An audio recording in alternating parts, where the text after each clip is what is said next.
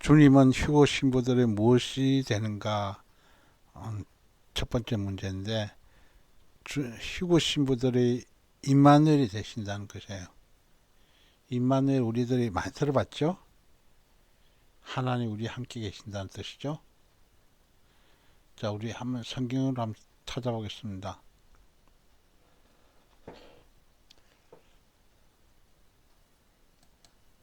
마태복음이죠.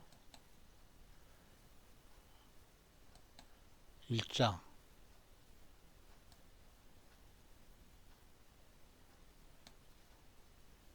23절에 되겠습니다.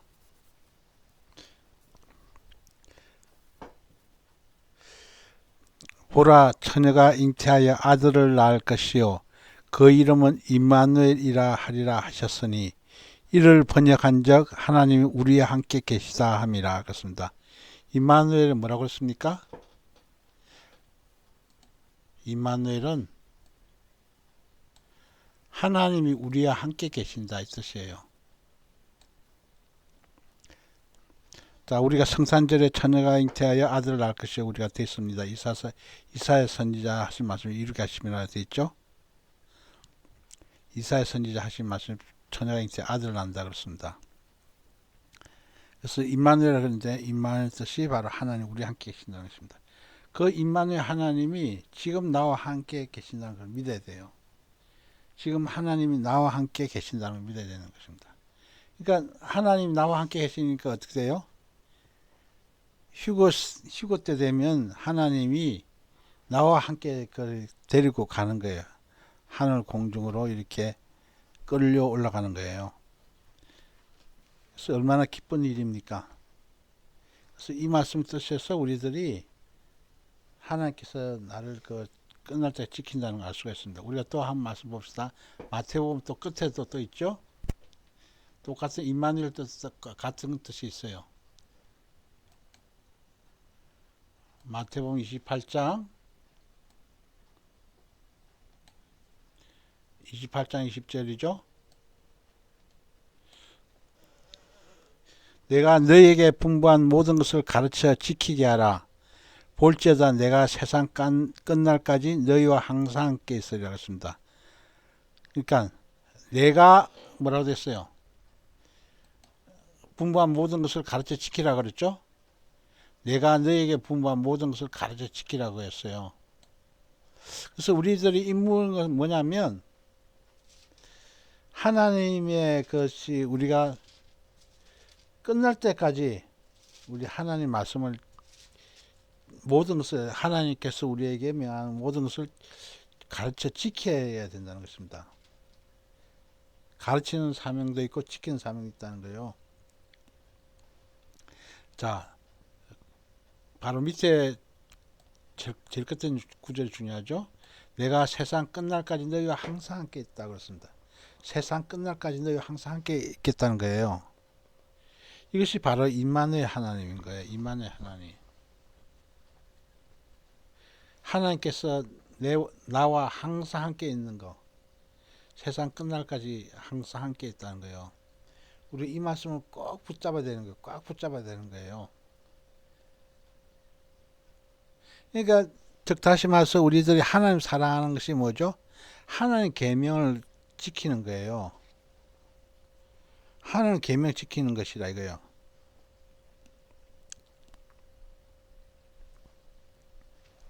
자, 하나님 계명을 끝까지 우리들이 지켜야 된다는 것입니다. 그럴 때 우리를 도와준다는 것입니다. 그래서 사람들이 하나님 계명 이 말씀을 우리가 이게 그렇게 많이 기록했는데도 사람들이 이방인의 구원하고 지금 유대인의 구원을 착각을 해요. 착각을 모르는 거예요. 그거. 하도 대체 신학에 물들어 있어가지고 이방인 구원이 언제고 유대인 구원이 언제인지 모르는 거예요. 세상 끝날까지라 해서 뭐 이게 핵폭탄이 다 터지고 우리가 지구 다 멸망하는 그날까지 우리가 항상 지켜주는데 그 뜻이 아니에요. 이방인의 때까지 지켜주신다는 것입니다. 이방인 때가 뭐죠? 휴거 때까지 지켜주신다 이 말이에요. 사람들이 오해를 하고 있는 거예요. 이 말씀을 뜻을 잘 이해를 못해가지고. 자, 그 다음 또 보겠습니다. 여호와 이레라고 했습니다. 주님은 휴고 신부들의 여호와 이레라는 것입니다. 우리 노래가 있죠. 주님 내 길 예비하시니 나 기뻐합니다. 주님 내 길 예비하시니 나 기뻐합니다. 주님 내 길 예비하시니 나 기뻐합니다. 여호와 이레 여호와 이레 주님 내 길 예비하시니 나 기뻐합니다. 여호와 이레 어디가 있겠습니까? 성경에 찾아보겠습니다. 여호와 이레는 바로 창세기에 있죠. 창세기 22장 14절 보겠습니다.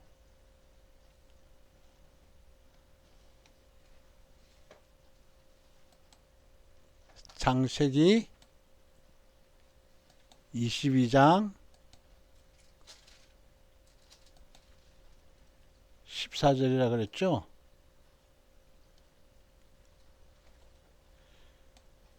자, 창세기 22장 14절 한번 읽어보겠습니다. 아브라함이 그 땅 이름을 여호와 이레라 하였으므로 오늘까지 사람들이 이르기를 여호와의 산에서 준비되리라 하더라. 그렇습니다. 여호와 이레가 뭐라고 그랬어요? 땅 이름 여호와 이레라 그렇게 표현했어요. 여호와 이라는 것이 여호와의 산에서 준비되라. 여호와의 산에서 준비되라. 이 뜻이에요. 여호와 이레. 준비되었다 이거 예비되었다 이 뜻이에요. 자, 우리가 창세기 22장 내용은 뭡니까? 아브라함이 그 시험하시려고 아브라함의 부르셨죠? 그래서 독자 이삭을 데리고 모리아 땅에 가서 내게 지시한 산, 모리아 산이죠. 내게 지시한 산이 내가 내게 지시한 산. 거기서 그랬죠? 거기서 그를 번제로 드리라 그랬어요. 모리아 땅으로 가라 그랬죠? 이 모리아 땅이 거기서 지시한 산 거기서 번제를 드리려고 딱 하는데 그 바로 하늘에서 소리가 났죠. 아브라함아 아브라함아 하면서 그래서 내 아버지여 하니까 뭐라고 했습니까? 그가 가로되 내 아들아 내가 여기 있노라 하면서 이삭이 가로되 불과 나무는 있거냐 번제할 어리냐 어디 있습니까? 그러니까 그 아들아 아브라함이 아들아 번제할 어리냐는 하나님께서 자기를 위해서 친히 준비하시라고 두 사람 나갔죠. 그래서 단에 묶어 딱 하니까 그 아들을 잡으려고 했더니 여호와의 사자가 하늘에서 그를 불러서 가라사대 그렇습니다. 그래서 여기서 가라사대 이 표현이 뭐죠? 하나님이 사용하는 용어잖아요. 여호와 사자는 것은 적다시마서 여호와라는 거예요. 이 가라사대 그렇죠? 이게 단순한 천사가 아니라 여호와의 사자는 바로 하나님께서 임재를 얘기하시는 바로 여호와 하나님이라는 것입니다. 아브라함아 아브라함아 하신지라. 그래서 아브라함이 가로되 내가 여기 있나이다 대답했어요.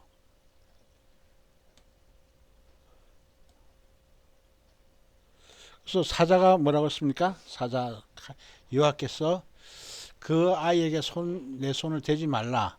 아무 일도 그에게 하지 말라면서 내가 내 아들 내 독자라도 내게 아끼지 않았으니 내가 이제야 내가 하늘 경영하지 않으라 그랬습니다. 그래서 아브라함이 눈을 들어서 살펴봤더니 한 수양이 숯불에 걸렸다고 해놨어요. 그래서 아브라함이 가서 그 수양을 가져다가 아들 대신해서 번제를 드렸다고 그랬습니다. 이때 수양의 뿔이 바로 우리들이 쇼파르 나팔이에요. 길다는 거 수양의 뿔이 돼 있죠. 쇼파르 나팔인데 이것이 바로 이스라엘 사람들은 추측하기를 이날이 바로 나팔절이라고 이렇게 생각해요. 수양의 뿔을 이렇게 있어가지고 나팔절 때 이렇게 아브라함이 모래산에서 했다 이런 식으로 얘기를 하고 있어요. 그래서 수양을 잡아다가 아들 대신해서 했다는 것입니다. 그래서 그 땅 이름 뭐라고 했습니까? 여호와 이레라 했다는 것입니다. 모리아 땅, 모리아 산에 있는 그 땅 이름. 그러니까 이것이 나중에 뭐가 됐습니까? 여호와 산에서 준비됐다고 했습니다. 여호와의 산이라 그랬죠. 모리아 산이 바로 여호와의 산이라는 거예요. 잘 기억해요. 그것이 뭐냐면 솔로몬 성전터가 됐고, 그것이 솔바벨 성전터가 됐고, 또 헤롯 성전이 터가 됐고, 앞으로 제사장 성전이 터가 될 장소라고 이렇게 얘기하고 있는 거예요. 그래서 이것이 차츰차츰 성전이 지어진 장소라는 거예요. 그러니까 앞으로도 미래 제3성전, 환란 성전이 지어질 장소가 바로 여기라는 것이에요. 모리아 산에 있는 모리아 땅에 있는 모리아 산이라는 것입니다. 그것이 바로 여호와 산이라고 표현했어요. 자, 아시겠죠? 그래서 주님의 휴거 신부들이 뭐가 되냐? 지금 임마누엘이라고, 휴거 신부들이 임마누엘. 주님은 휴거 신부들의 여호와 이레. 주님이 예배하셨다는 것은 휴거 신부들이 예배하셨다는 거예요. 얼마나 큰 은혜입니까? 에벤에셀이라고 그랬어요. 에벤에셀. 자, 에벤에셀도 한번 찾아볼까요? 사무엘서 7장 12절에 있어요. 사무엘상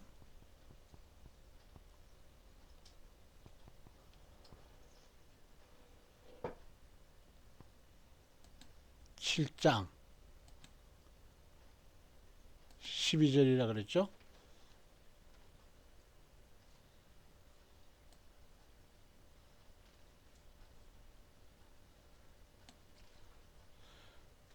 자, 여기 나와 있습니다.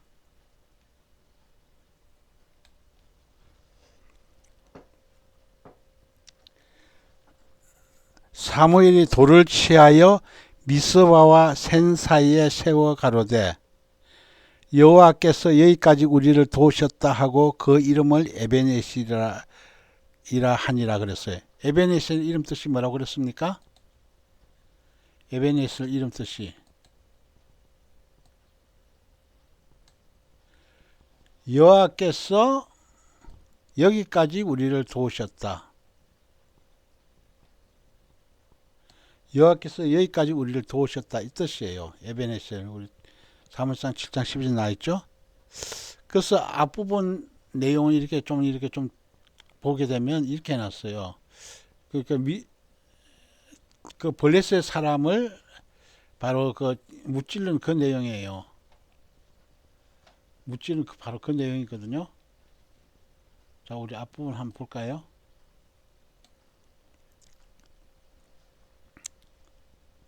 자, 사무엘 7장 3절 말씀도 참 굉장히 귀여운 말씀이죠. 한번 보세요. 사무엘 7장 3절 뭐라고 했습니까? 사무엘이 온 이스라엘 온 족속에 일러 가로되 너희가 전심으로 여호와께 돌아오려거든. 자, 너희가 전심으로 여호와께 돌아오려면 어떻게 해야 된다 그랬어요? 이방 신들과 아스다롯을 너희 중에서 제하고 너희 마음을 여호와께 향하여 그만 섬기라 그랬어요. 그러니까 우리 마음이 그 여호와를 향하라 그랬어요. 그래서 우리 마음이 여호와를 향하지 않으면 우리가 항상 실패하는 삶밖에 살 수가 없는 거예요. 우리들이 잠시라도 여호와께 향하지 않고 떠나 있으면 실패하는 거예요. 그래서 아론이 아말렉 족속을 무찔 때도 두 손을 들어서 기도했잖아요. 그럴 때 손이 힘드니까 내릴 때 그 아론과 훌이 바로 받쳐줘서 기도해서 아말렉을 물리친 사건이 우리가 있어요. 모세 당시 때 있다는 거예요. 그래서 우리도 여기서도 마찬가지예요. 오직 너희 마음을 여호와께 향하라. 그러니까 전심으로 그 여호와께 돌아오려 그러면 너희 마음은 여호와께 향해서 그만 섬기라고 했습니다. 그러니까 우리들이 마음이 오로지 하나님을 섬기는 것에 집중되어야 되는 거예요. 너희를 블레셋 사람의 손에서 건져낸다 그랬습니다. 블레셋 사람이 뭐죠? 지금 우리들이 블레셋 사람이라는 것이 바로 가자 지구에 있는 팔레스타인 사람들이에요. 왜냐하면 블레셋 사람들은 그 가나안 족속들을 불쌍히 여기지 말고 다 죽이라 그랬어요. 근데 사울이 바로 좋은 물건을 취해가지고 그야말로 그 하나님께 버림받는 그런 사건이 나와 있잖아요. 사울 왕이 바로. 그래서 우리들은 항상 하나님의 향해서 하나님 명령하신 말씀만 지켜야 된다는 얘기하고 있습니다. 자, 뭐라고 했습니까? 이스라엘 자손이 바알들과 아스다롯을 제하고 여호와만 섬긴다 그랬죠. 자, 그래서 사무엘이 그 온 이스라엘을 향해서 이렇게 했어요.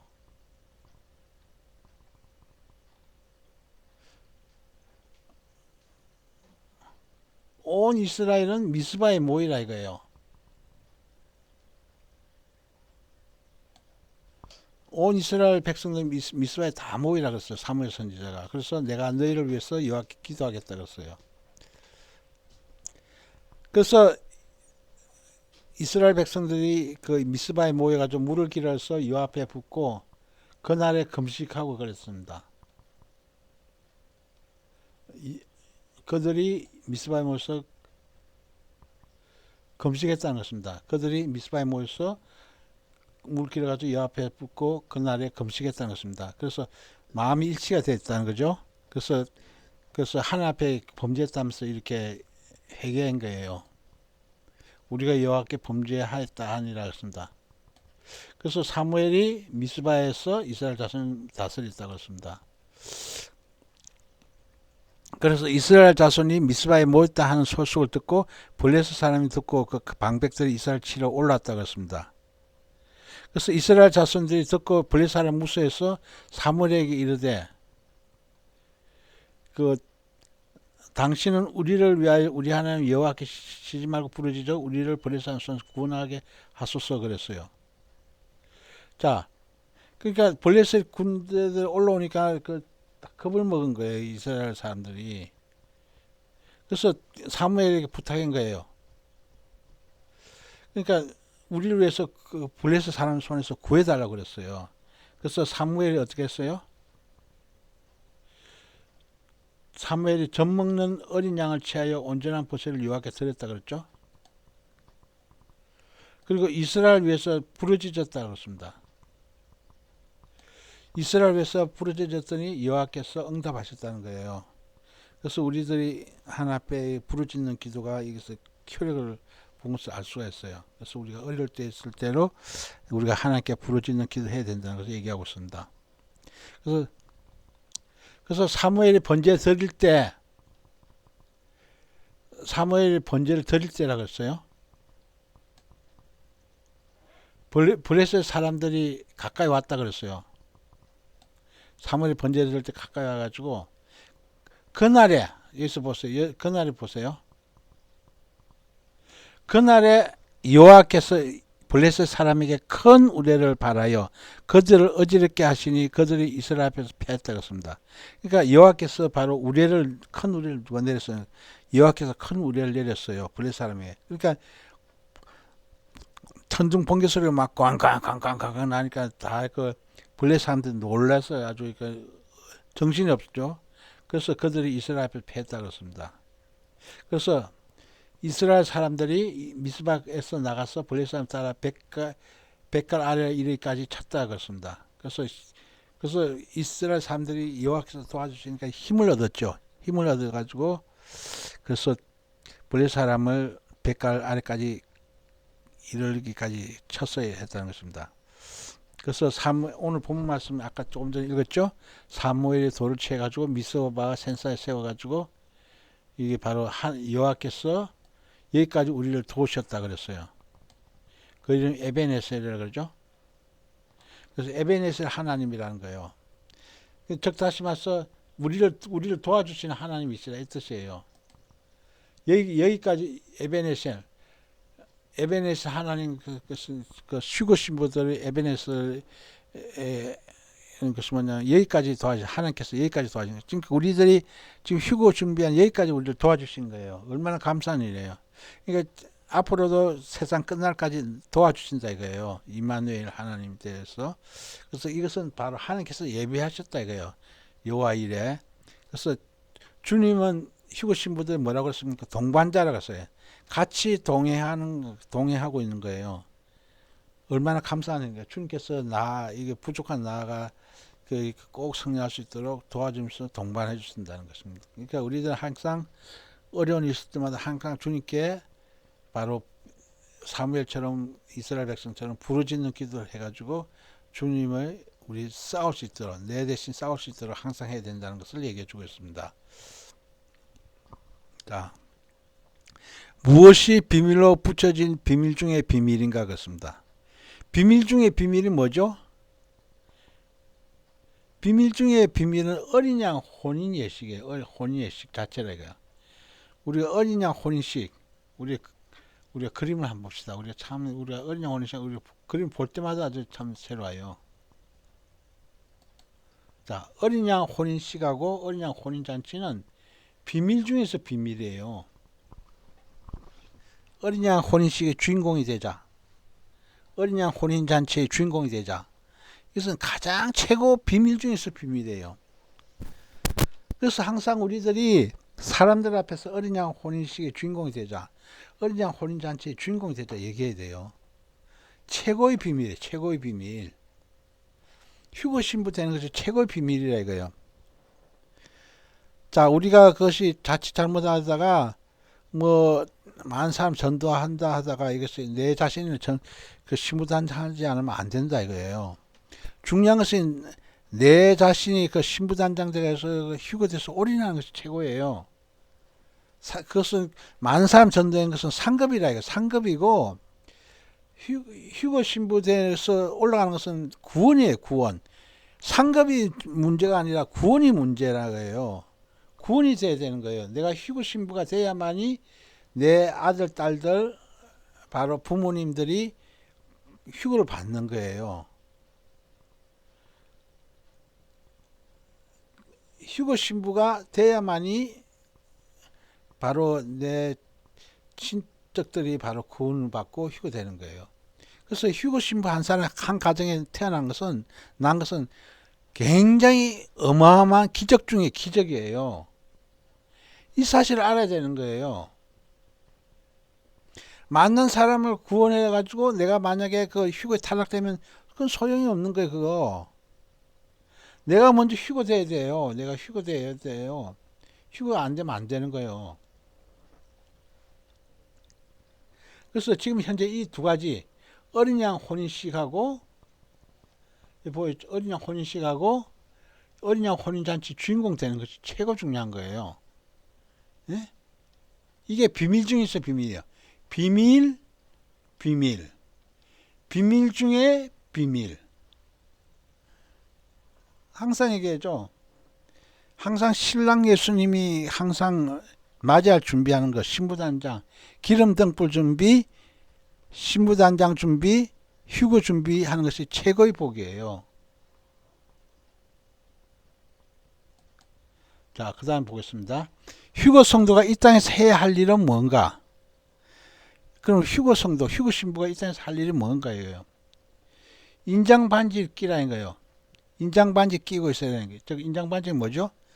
나팔절 성취의 그 바로 복음이 딱 돼 있어야 되는 거예요. 나팔 성취의 복음이 딱 돼 있어야만이 인장 반지를 낀 거예요. 휴거될 수 있다는 것입니다. 그리고 또 우리가 또 어린 양 혼인식에 바로 그 자체에 또 뭘 봤죠? 정식 혼인 반지가 예비됐다는 거예요. 인장 반지는 그 약혼 반지를 얘기하고 있는 거예요. 약혼 반지하고 정식 혼인 반지가 그 우리가 준비해야 돼. 지금 우리는 다 주님 뜻대로 살기로 했네. 주님 뜻 살기로 해. 바로 이 복음성화 노래처럼 그렇게 그런 각오를 해야 되는 거예요. 주님 뜻대로 살기로 했네. 주님 뜻대로 살기로 했네. 주님 뜻대로 살기로 했네. 뒤돌아보지 않겠네. 바로 이 노래처럼 항상 우리들이 이 땅에서는 인장 약혼 반지 준비했다 이거예요. 이제 앞으로 이제 휴거돼서 정식 혼인 반지 받는다 이거예요.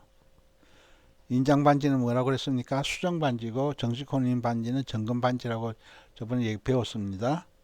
그리고 휴거 신부 단장, 신부 단장이라 이거예요. 휴거 신부 단장이에요. 신부 단장. 그러니까 신부 단장이 이때 할 일이에요. 지금은 그거 2000년 전에 오신 예수님은 죄인을 구원하기 위해서 오셨지만 지금 현재 이 말세지말 때 그 바로 구원은 의인들을 구원하기 위해서 주님께서 오신 거예요. 죄와 상관없이 자기를 바라는 자들에게 두 번째 나타나신다 해놨잖아요. 자기를 바라는 자 두 번째 나타나신 거예요. 지금도 그걸 몰라가지고 오래전 뭐 이렇게 그거 이렇게 많은 불신자 전도한테 앞장서고 있는데, 그거보다 중요한 것이 뭐냐면 휴거 신부 단장인데 내 자신 그 신부로 만드는 것이 중요한 거예요. 그것이 구원이에요. 휴거 신부 의인으로서. 그래서 우리가 2000년간 우리가 그 예수님 믿으라 전했어요. 전했는데 그들이 안 들으면 어쩔 수 없는 거예요. 그거는. 그쪽으로 투자하는 것보다 신부단장 하는 거로 투자를 해야 돼요. 내가 의인이 되지 않으면 안 된다. 내가 휴거되지 않으면 안 된다 생각하셔야 돼요. 자, 천국 시청각 교육을 통해서 무엇을 배웠습니까? 우리가 이 땅에서 시청각 교육을 해요. 자, 이 땅에서 시청각 교육할 때 보면 거대한 TV에 그 화면을 띄워가지고 PPT, 파워 프레젠테이션 이것이 이런 거 시청각 교육을 하듯이 천국에서 시청각 교육을 한다는 거예요. 왜냐하면 천국의 비밀을 알려주기 위해서 시청각 교육을 하는 거예요. 그것을 뭐냐면 그런 시청각 교육을 바로 하나님께서 사진 다 찍는다 해놨어요. 한로한 성기 사진이 다 찍는다 그랬어요. 그래서 시청각 교육을 우리들이 천국의 비밀을 빨리 이 땅에서 배워야 되는 거예요. 이 땅에서 빨리 천국의 비밀을 배워야 된다는 거예요. 근데 이런 걸 배우는 것에 대해서 사람들이 게을리하고 있다는 거예요. 게을리하면 게을리할수록 그들은 멀리 떨어진 변두리 천국에 가는 거예요. 자, 천국의 중심지가 어디입니까? 세예루살렘성이에요. 우리가 세예루살렘성에 가려면 여기에 따른 그 교육을 받아야 되는 거예요. 자, 여기 돼 있죠? 자, 이게 하늘에서 내려온 세예루살렘성이에요. 우리 여기서 사는 거하고 저 천국 변두리에 사는 거하고 완전 달라요.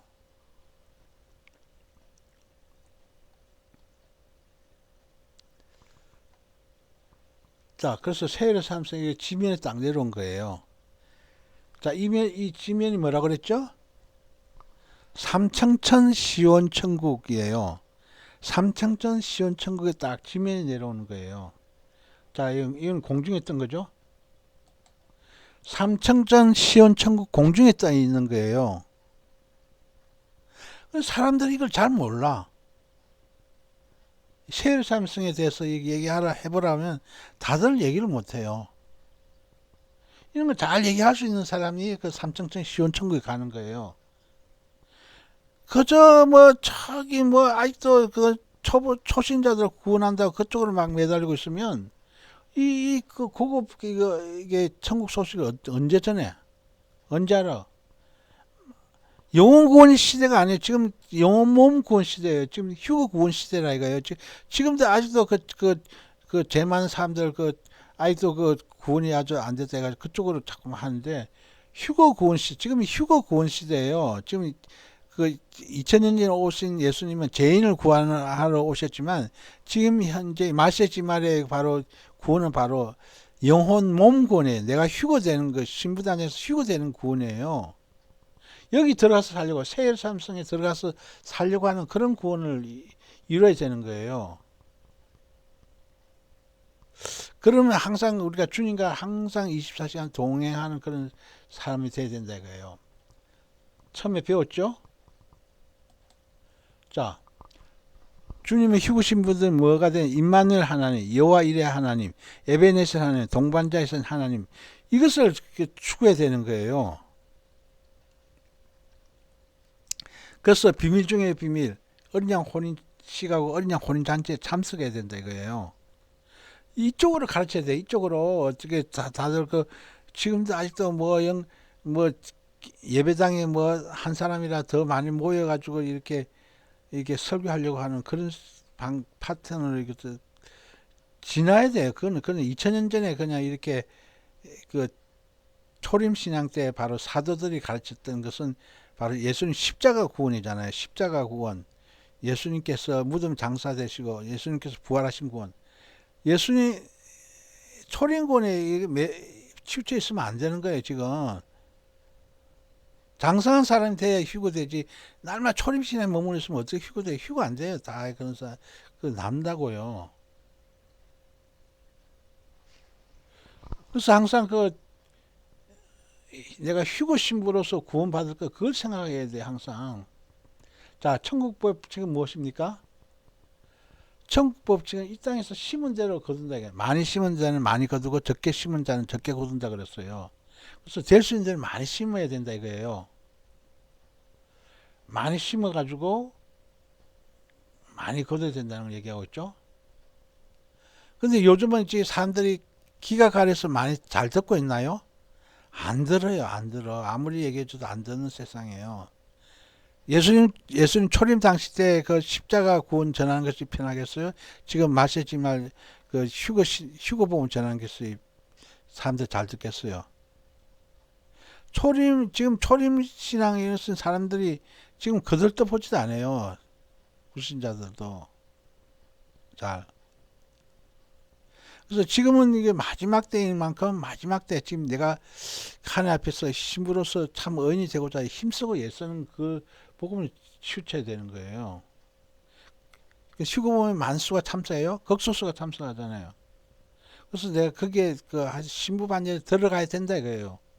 그걸 가르쳐야 되는 거예요. 자, 휴거 성도는 왜 세례 요한보다 큰 사람입니까? 휴거 성도하고 세례 요한의 차이점 뭐예요? 세례 요한은 구약 시대 사람이에요. 구약의 마지막 선지자죠. 예수님 때 왔을 때 예수님 그 당시 때 그 길을 예배했죠. 첩경을 예배한 사람이에요. 그래서 회개하러 천국 가까운 나라 얘기했죠. 예수님도 마찬가지로 공생이 처음에 회개하러 천국 가까운 나라 얘기했죠. 그때 세례 요한은 성령이 이렇게 머물었지만 일시적으로 머문 거예요. 일시적으로 머물지만 우리 휴거 성도들은 성령이 내면에 딱 다정하셔가지고 우리가 끝까지 우리를 지키고 보호하시는 거예요. 그러니까 세례 요한은 휴거 성도 겉으로 성령님께서 임하신 거고 외면적으로 임한 거고 우리 휴거 성도는 성령이 내면적으로 이루어진 거예요. 그래서 성령 내주인 거예요. 성령이 내주했다는 거예요. 그리고 휴거 성도는 거듭난 사람이고 세례 요한은 거듭나지 않은 사람이에요. 거듭남이란 것은 언제부터 생겼어요? 예수님 십자가 달리신 후부터 생겼어요. 예수님 십자가 달려가지고 우편 강도가 예수님을 바라보고 내가 낙원에 있게 해달라 하니까 오늘 나와 함께 낙원에 있겠다 얘기했잖아요. 낙원 천국 가는 그런 구원이에요.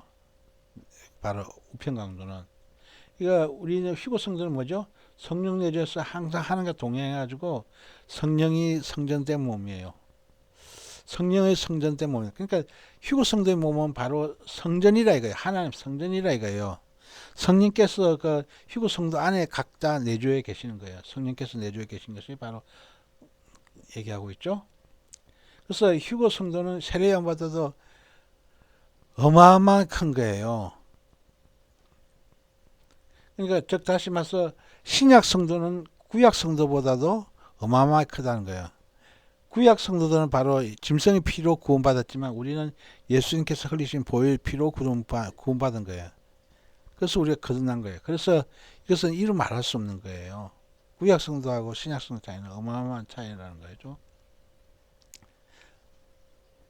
자, 공중재림 때 여호와의 영광 구름 속은 어디인가? 여호와 영광 구름 속은 어디냐가 이제 태양계 대기권이라고 했어요. 자, 우리 잠깐 또 사진 한번 보겠어요.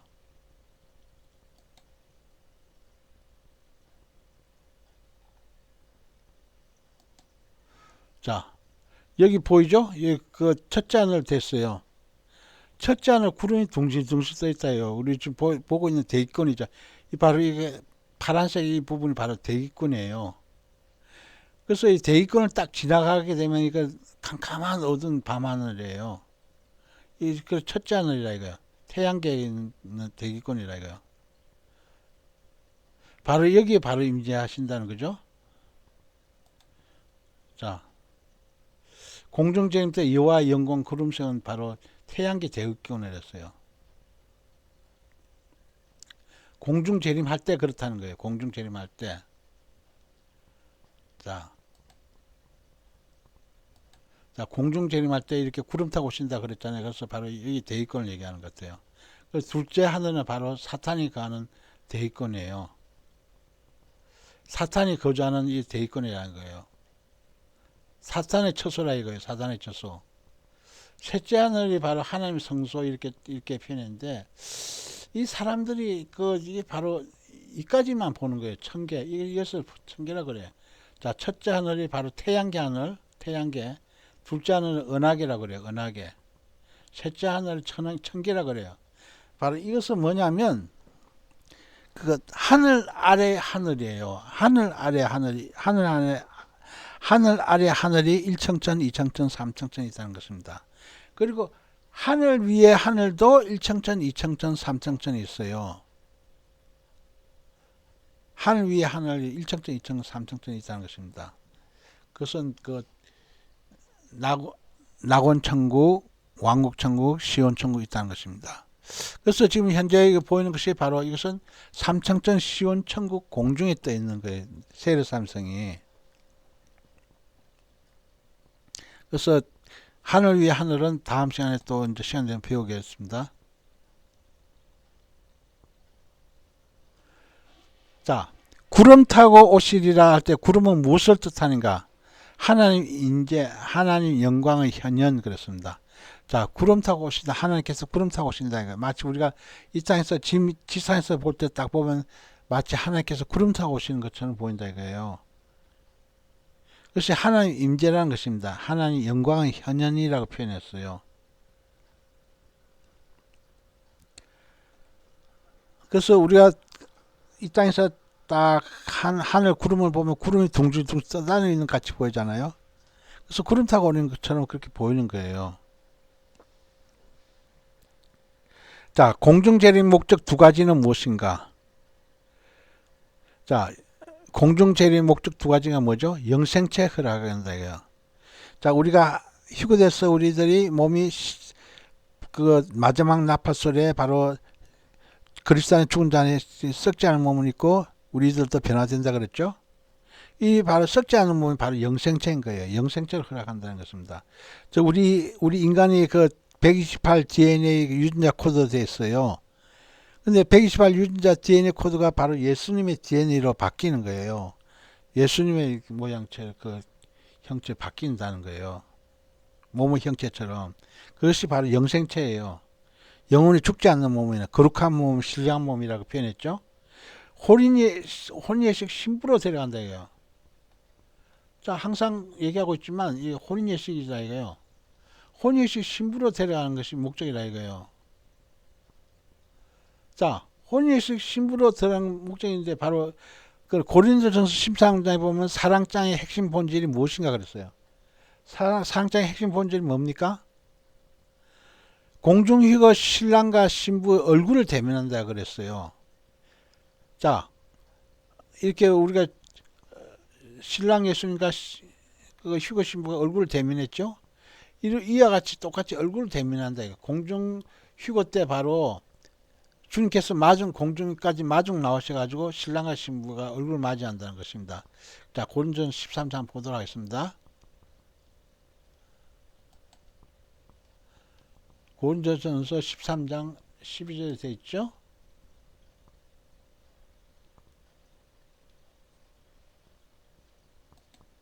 우리가 고린도 13장 하면 사랑장인 걸 다들 알고 있죠? 자, 사랑장이에요. 사랑장에 쭉 내리다 보면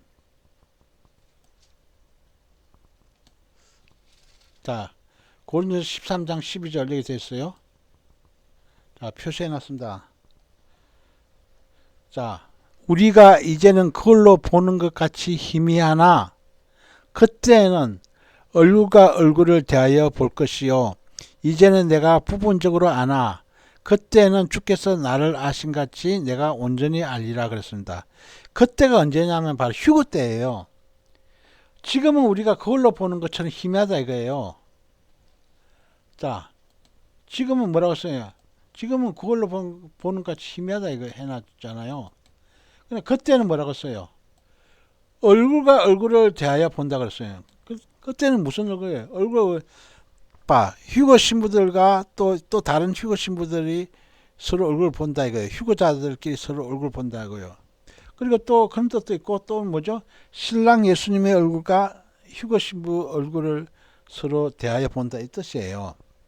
그래서 여기서는 아주 고린도전 13장의 12절에 휴거라는 말씀은 없지만 이때 그때는 얼굴을 대하여 본다. 공중에서 얼굴과 얼굴을 본다 이거예요. 휴가 똑같은 말이에요.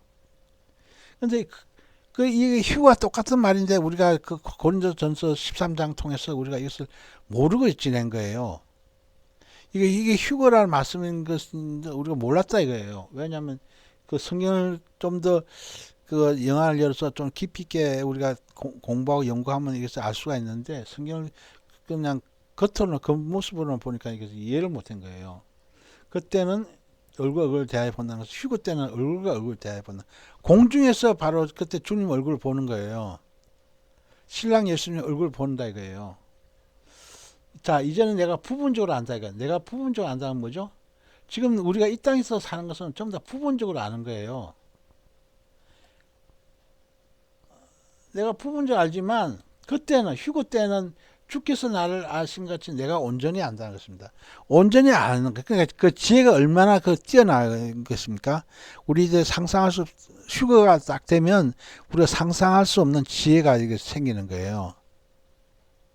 바로 그 뜻이에요. 그래서 이것을 이루 말할 수 없는 거예요. 내가 온전히 알게 된다 이거예요. 예수님에 대해서. 휴거 되기 전에는 우리 잘 몰랐는데 그때는 주께서 나를 아신 것처럼 내가 온전히 알게 된다. 그러니까 주님께서 나를 아신 것처럼 내가 온전히 알게 된다 이거예요. 이게 얼마나 큰 은혜입니까? 이루 말할 수 없는 은혜죠. 그래서 우리가 꼭 어떤 일이라도 언양 혼인식에 꼭 참석해야 되겠습니다. 자, 대체 신학 무천년주의 반대는 무엇인가 그렇습니다. 대체 신학 무천년주의 반대는 무슨 세대주의 전천설이라는 것입니다. 왜 그런지 한번 보도록 하겠습니다. 그래서 도표를 통해서 보겠습니다. 지금 우리 한국교회가 왜 휴거를 모르느냐? 바로 무천년주의에 빠져있기 때문에 모르는 거예요. 네? 무천년전은 휴거를 아예 인정하지를 않아요. 자, 무천년설, 후천년설 보세요. 자, 또 있어요. 환란전 휴거설이 있고 환란 중간 휴거설이 있고 환란 후 휴거설이 있다 이거예요. 자, 그리고 또 후천년설이 있고 무천년설이 있는 거예요. 우리 한국교회를 지배하는 것이 뭐냐면 무천년설이에요. 무천년설 주장하는 사람은 누굽니까? 장로교, 감리교, 구세군, 성결교. 성결교는 좀 저기 그 미국의 영향을 많이 받았죠. 침례교니까. 침례교와 성결교는 미국의 영향을 받아서 환란 전 휴거설을 많이 좀 주장하고 있죠. 그래서 장로교, 감리교 우리 한국교회를 뒤덮고 있잖아요. 이들은 그 휴거라는 걸 아예 몰라요. 아예 모른다 이거예요. 무천년설 말 그대로 천년왕국이 없다 이 뜻이에요. 그러니까 그 후천년설하고 무천년설 차이점 뭐예요? 교회 시대 지금 예수님 십자가 이후 교회 시대다 이거예요. 그래서 천년왕국 후에 재림이 있다고 보는 거예요. 이때 재림이란 것은 그냥 휴거가 아니고 지상 재림을 얘기하는 거예요. 예수님께서 재림에서 내려온다 이 뜻이에요.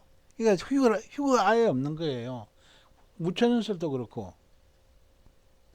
이게 이 교회 시대는 뭐냐면 이게 예수님 십자가 이후서부터 시작해서 지금까지 지금 이 순간까지 바로 2000년이 넘었죠. 2000년이 됐죠. 바로 이 시대를 바로 그냥 천년왕국이라 그런 거예요. 그러니까 교회 시대가 바로 천년왕국 이런 식을 보고 있는 거예요. 그래서 이 종말로 말씀에 무지하다. 무천년살 믿는 사람이나 후천년살 믿는 사람들은 종말로 말씀에 굉장히 무지해요.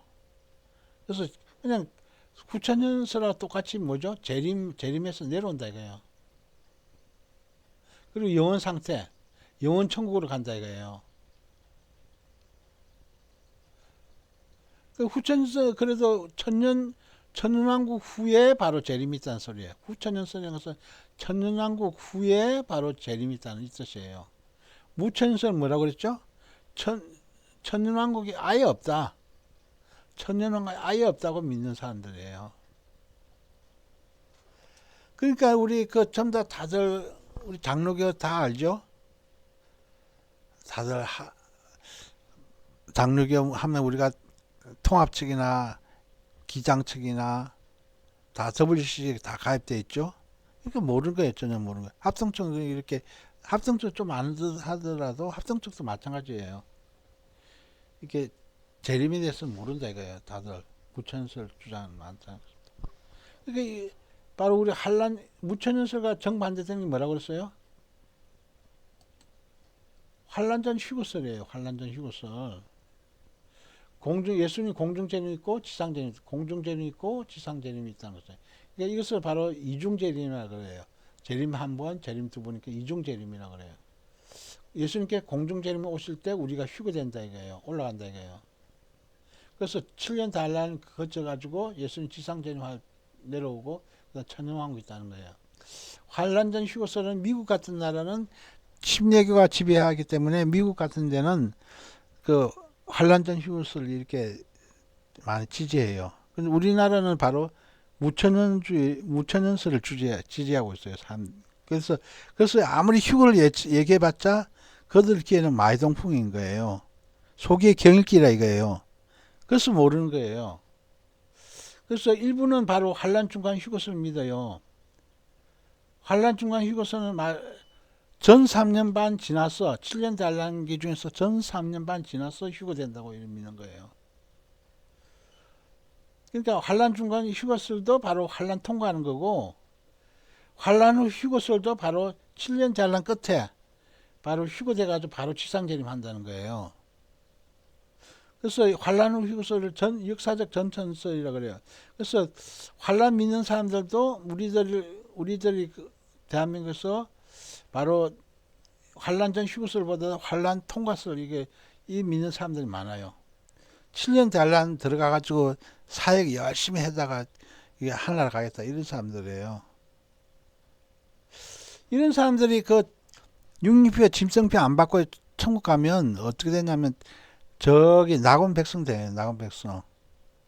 왜 그럴까? 왜 낙원 백성이 되냐면 7년 단란 이 시기는 그거 우리 이방 교회들 환란성도 저 이방 교회가 바로 주인공이 아니에요. 7년 단란 때는 유대인들의 구원의 목적이에요. 7년 단란 유대인 구원이 목적이라 이거예요. 그래서 우리는 휴거 때가 이방인 구원은 바로 휴거 때까지예요.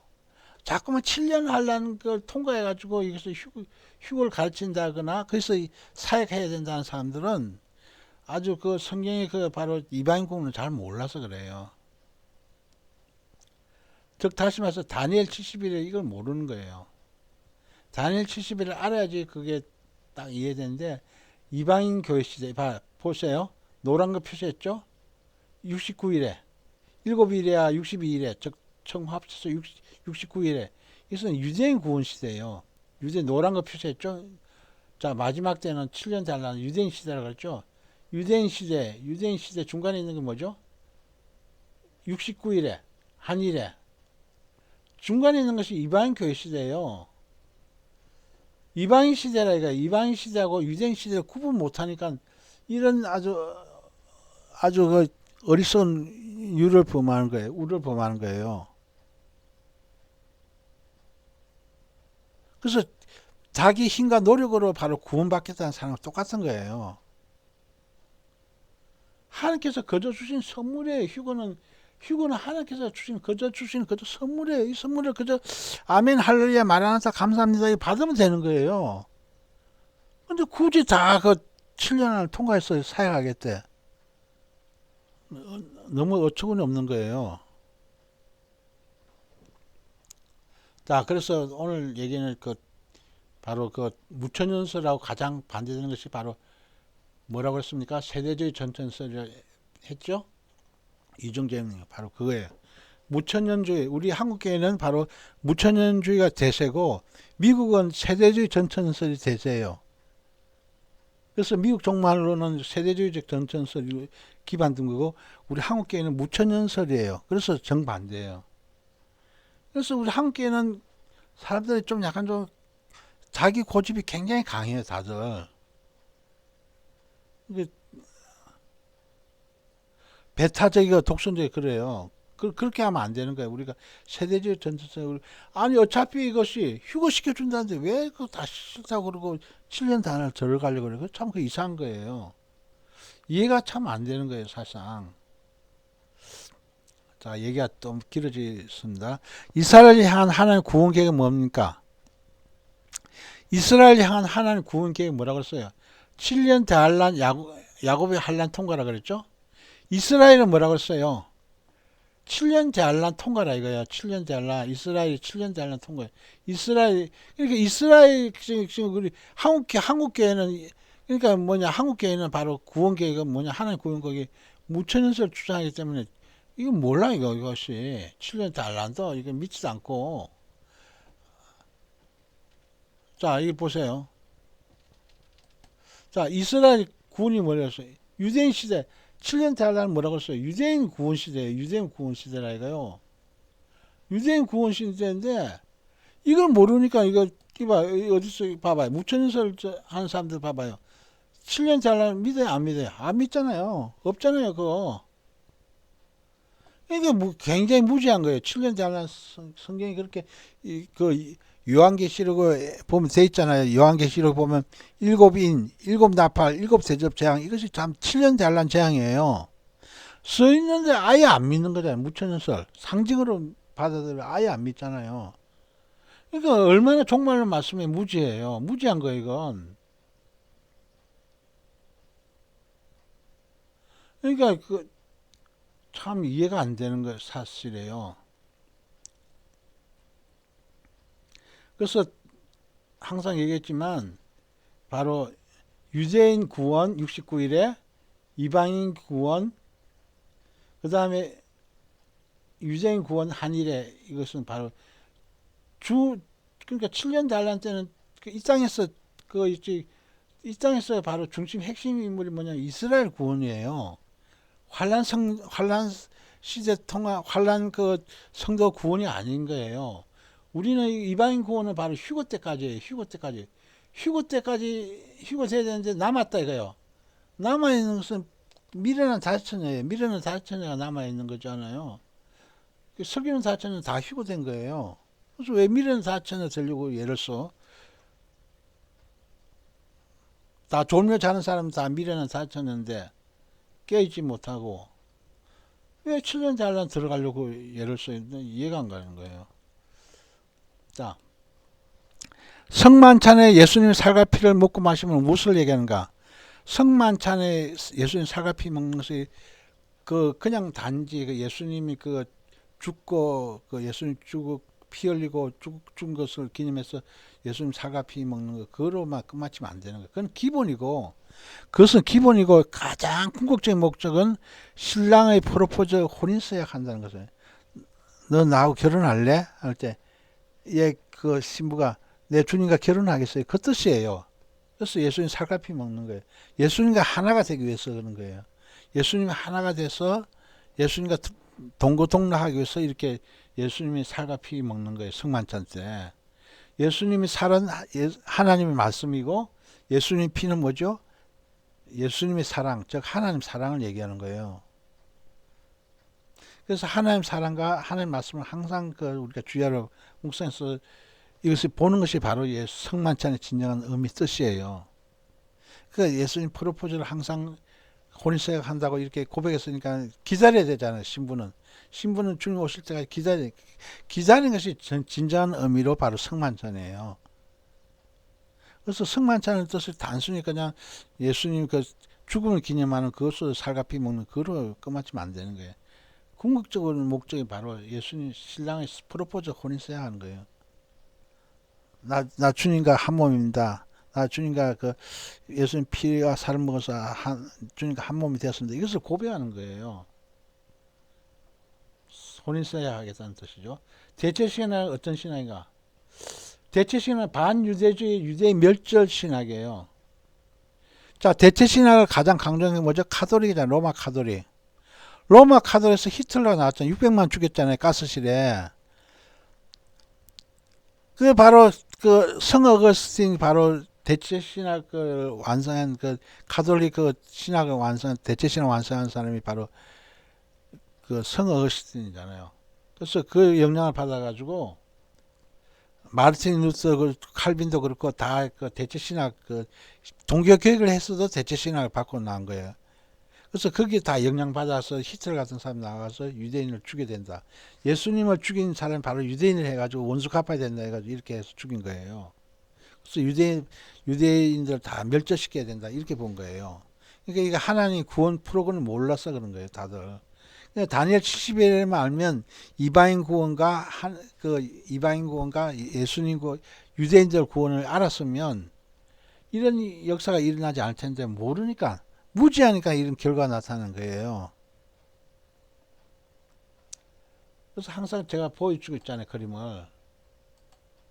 자, 유대인 구원 시대, 69일에 유대인 구원 시대. 그 다음에 이 간격의 시간. 이방인 때 교회 시대라 이거요. 성령 시대, 신약 시대, 은혜 시대 바로 이거예요. 간격의 시간이. 이방인 교회 다 끝마치고 휴거돼서 올라가면 이때 7년 전에는 유대인 시대예요. 유대인 시대. 자꾸 이것을 우리 그 한란성도 그걸 보니까 그래요. 그러니까 즉 다시 말해서 환란전 휴거서를 모르니까 항상 이렇게 이게 다니엘 70일을 모르니까 바로 이런 결과가 나타나는 거예요. 다니엘 70일만 바로 딱 알고 있어도 이것이 절대로 그렇게 믿지 않는데 대부분의 한국의 사람들이 좀 의협심을 가지고 뭐 하는 일을 열심히 하겠다는 사람들이 그 환란 통과해서 뭐 일을 하겠다는 거예요. 그렇게 해서 나온 사람들은 좀 더 다 미련한 다섯 처녀들이에요. 미련한 다섯 처녀는 뭐냐면 저 낙원 변두리 가서 교육받아야 돼요. 그들이 그 만약에 천국에 왔다 하더라도 낙원 변두리 교육, 즉 우편 강도처럼 그런 사람밖에 안 돼요. 다 7년 대할 때 구원받는.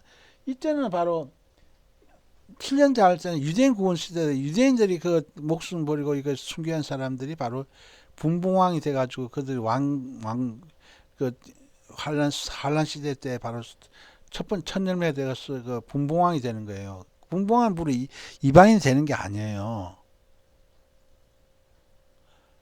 그러니까 이것이 돼서 이 목사님들이 확실히 알아서 깨닫고 이걸 가르쳐야 되는데 목사도 무지하고 성도도 무지하니까 다 무지하니까 그들 뜻대로 하는 거예요. 그냥 아무것도 모르고. 그래서 종말 말씀에 철저히 알아야 되는 거예요. 모르면 그 바로 어리석은 우를 범하는 거예요. 몰라가지고. 질량불변의 법칙으로 죽은 사람이 썩어지고 녹아지고 불태워져도 무엇이 남는가? DNA 원소가 남는 거예요. 자, 질량불변의 법칙이 뭐냐면 우리들이 좀 이 말씀의 뜻이 우리가 잘 이해 못하는데 물질이 질량불변이라 물질이 불변하다 이거야. 물질이 불변. 물질이 변하지 않는다 이 뜻이에요. 질량불변 법칙이라 이거야. 물질이 화학 반응에 의해서 다른 물질로 변해도 반응 이전 물질의 모든 질량과 반응 이후의 모든 물질이 변하지 않고 항상 일정하다는 법칙이에요.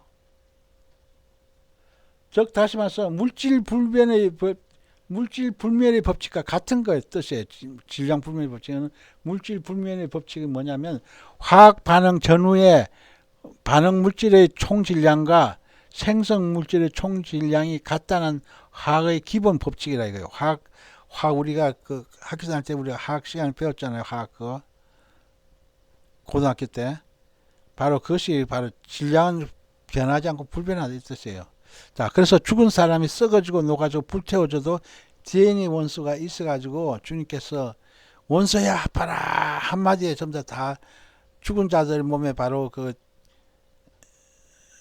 무덤 속에 묻힌 무덤 속에 바로 영혼이 들어가가지고 물질과 결합해가지고 그들이 그 그리스도 안에 죽은 자들이 다 부활되는 거예요.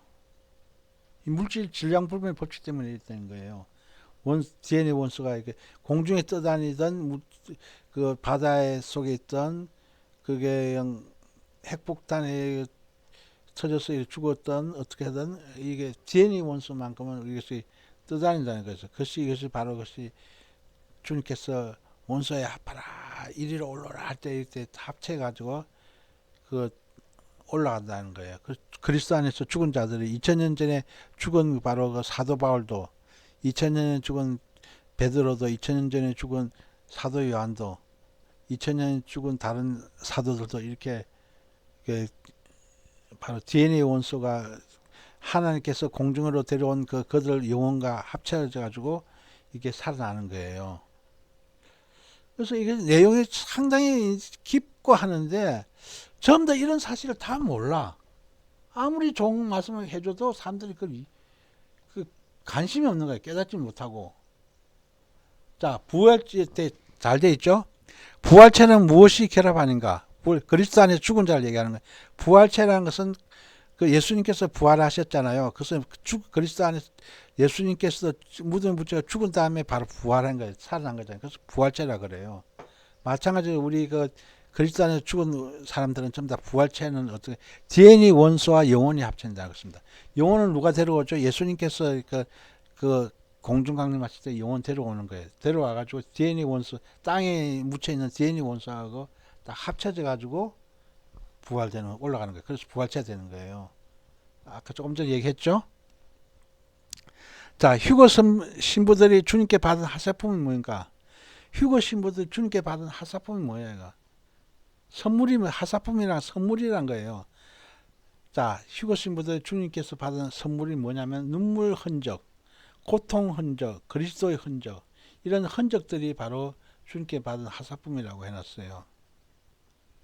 그래서 우리가 주님 위해서 눈물 많이 흘린 거, 고통 흘린 거, 그리스도를 위해서 흘린 흔적, 그렇게 십자가 흔적이죠. 그리스도 흔적은 십자가 흔적. 이런 모든 것이 주님께 받은 하사품이라는 것입니다. 자, 휴거되어 신부들은 어떤 교육을 받는가?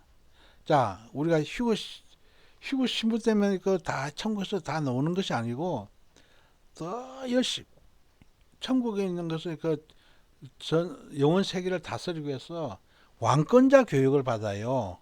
왕국 예절을 배우는 것은 왕국 법도를 배우는 거예요. 근데 신부들은 놀고 다니는 게 아니에요. 다 교육받는 거예요. 이 땅에서보다 더 30배, 60, 100배 더 강한 그 교육을 받는 거예요. 왕권자가 되어서. 그래야지 저 우주 땅 끝까지 이렇게 좀 더 지배하고 그것을 다스리지. 그래서 왕국 예절. 그러니까 세례 삼성에 들어가면 우리들이 사극 같은 데 보면 자 천민들 저 하류청에 사는 사람하고 저기 궁궐에 사는 사람하고 이 어느 대화가 틀리잖아요. 하류청에 사는 사람들은 막대게 막 욕도 하고 막 거칠게 행동하지만 궁궐에 사는 사람은 어떻게 얘기하고 있어요? 대왕 대비마마 황공무지로소이다 이런 식으로 얘기하잖아요.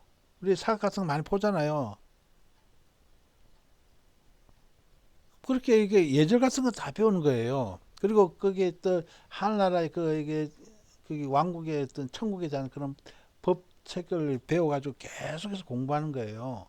이 땅에서 공부를 많이 해두면 천국에 대한 영성이 많이 쌓여져 가지고 높은 층에 가고 이 땅에서 천국의 이런 소식 같은 것을 못 배우게 되면 저 하루층에 가는 거예요. 그래서 계속 제가 소개하고 있잖아요. 소개. 좀 제발 좀 공부해서 배워라.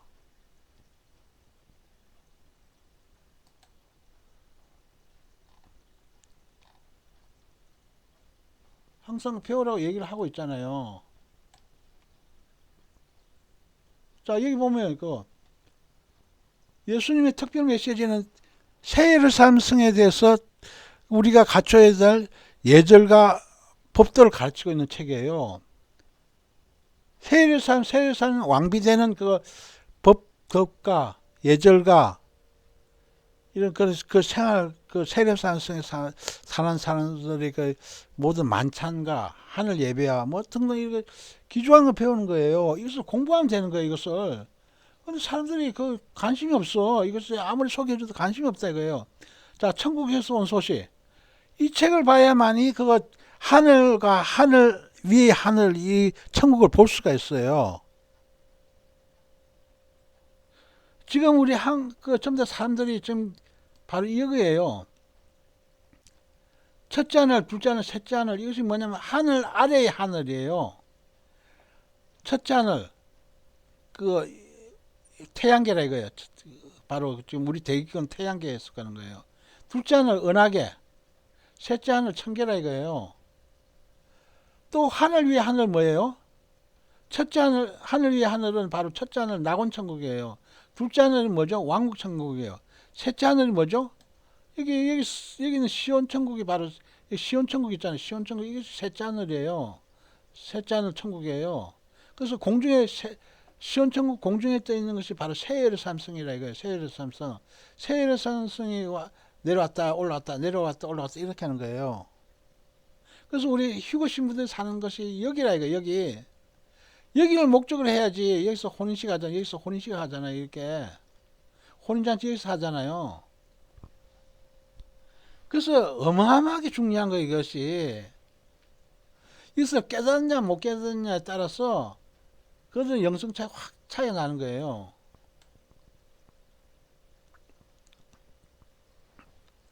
그래서 우리가 될 수 있는 대로 우리가 이 땅에서 조금 전에 얘기했죠? 뭘 얘기했습니까? 휴거제가 신부들은 어떤 교육을 받는 거? 왕권자 교육을 받는 거. 내가 왕이나 왕비 되려면 왕권자 교육을 받아야 되는 거예요. 누구나 다 받아야 되는 거예요. 왕국 예절도 예절.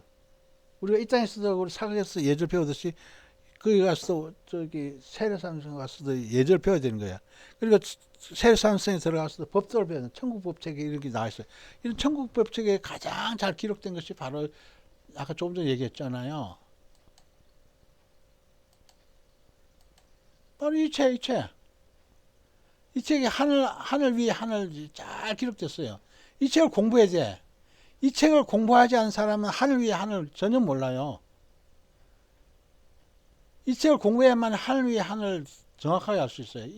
이 책을 공부해야만 세례삼성의 왕의 법이라든지 법도라든지 예절 같은 거 배울 수 있는 거예요. 그걸 세례삼성 행하는 걸 여러 가지 있는 그런 것을 배울 수 있는 거예요.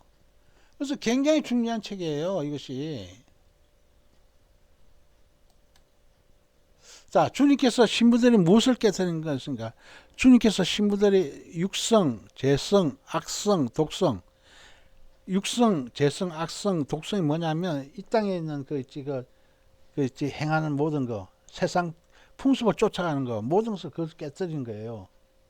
그래서 계속 이것이 휴거 신부들 이런 재성, 악성, 육성, 독성을 깨뜨리는데 보통 계속해서 우리가 이렇게 신부단 하고 있는 게 바로 이 뜻이 바로 거기 있는 거예요. 이런 것이 하루아침에 깨지지 않으니까 계속해서 깨뜨린 거예요. 그래서 제발 나를 쳐다봐라. 어? 하나님 나와 함께 계신데 처음에 배웠죠. 임마누엘 하나님을 보라. 이 뜻을 지금 계속 가르치고 있는 거예요. 지금. 주님께서 예배하셨다. 에베네세 하나님께서 여기 도우셨다. 이러면서 공부해. 너와 동반자라 그랬지 않습니까? 자, 그리고 세상 모든 사람들 속에 무엇이 흐른가? 세상 모든 사람들이 아담의 원죄 피가 흐른 거예요. 아담의 원죄에 썩은 피가 흐르는 거예요. 그래서 예수님의 구주를 영접해야 되는 거예요. 예수님 나의 구주로, 나의 왕으로, 나의 신랑으로 영접해야 되는 거예요. 예수님을 구주로 믿는 것은 초등학교 수준이고, 예수님을 구세주로 믿는 것은 초등학교 수준이고, 예수님을 나의 왕, 나의 주로 믿는 것은 중고등학교 수준이고, 예수님이 나의 신랑이라고 믿는 것은 대학교, 대학원 수준이에요. 그래서 신랑 예수님과 우리는 항상 우리가 같이 되려면 고급 언어를 쓰려면 항상 종말 말씀 깊이 있게 봐야 된다 이거예요. 그래서 분별해가지고. 그래서 오늘도 참 굉장히 중요한 말씀을 많이 전했습니다. 참 이 내용이 너무나도 참 중요하다 이거예요. 그래서 이 땅에서 이미 다 결정나였어. 그 휴거 신부와 휴거 백성, 또한 그 또 저기 이청천 왕국 그 이거 백성들, 그리고 일청천의 그 낙원 천국의 중심부에 거할자든지 변들에 거할자든지 이런 게 다 이 땅에서 다 모든 결정난다 이거예요.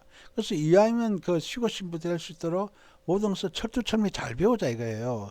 잘 배워야만이 우리가 주님 앞에서 세례 삼면서 살 수 있는 우리 그 본향 천국에서 살 수 있는 거예요.